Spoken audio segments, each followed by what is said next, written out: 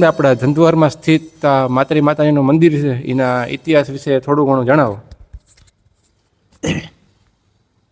હાવ પહેલાં અમારે પાટણમાં જે છેડાછેડી છોડવા જવાની હતી, લગ્ન થતા ત્યારે, અત્યારે પછી અમારા વડવાઈએ અહીંયા માતાજીના ફરા બેહાડ્યા અને માતાજીની સ્થાપના કરી.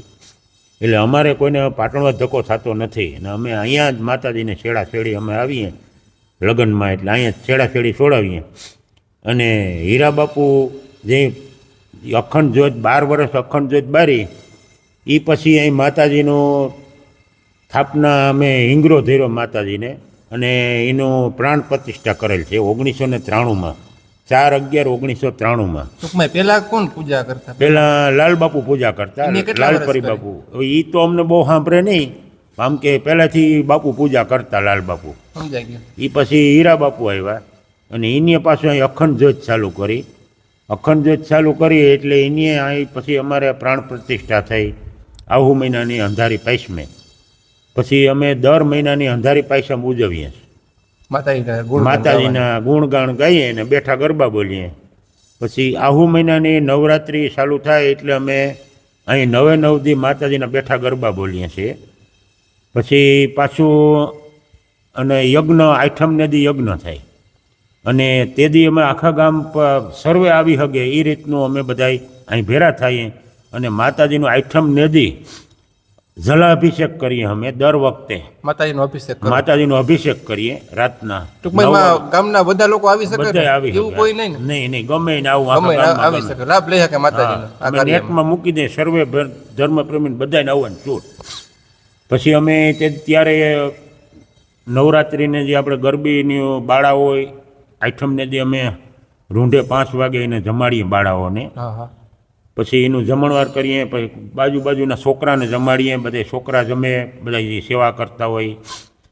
પછી દર મહિનાની પાયસમ અમે ઉજવીએ.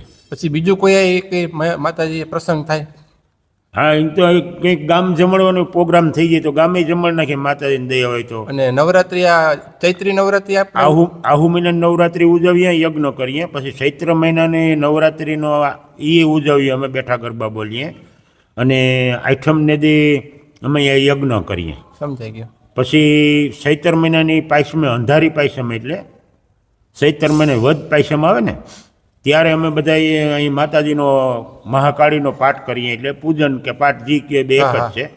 અને ત્યારે અમે બધાય ભાઈઓ ગામ, આ સમસ્ત ગામ આવી શકે અને અહીં જે માતાજીનું પૂજન કરીએ અને બધા બેઠા ગરબા બોલીએ. સવાર સુધી એમને 2 વાગ્યા સુધી, 5 વાગ્યા સુધી, કે જ્યાં સુધી મજા આવે ત્યાં સુધી. 15-17 વર્ષ જેવું થયું આ મંદિર બન્યું એને. અત્યારે એ પછી હીરા બાપુ ઓફ થયા એટલે એનું ઓફ થયા એટલે પછી પૂજારી જીતુપરી બાપુ અહીં પૂજા કરે. અત્યારે એની અમારે ફૂલ હાજરી છે અહીંયા. અહીંને બાજુમાં જ ઘર છે, કોઈ આવે દર્શને આવે તો દર્શન કરીએ કે બહાર ગામના મહેમાનો બહુ આવે ઘણા લોકો. અને આ તો 18 વર્ષની કુળદેવી છે, એવું નથી કે અમારા દીવરાણીયાની છે.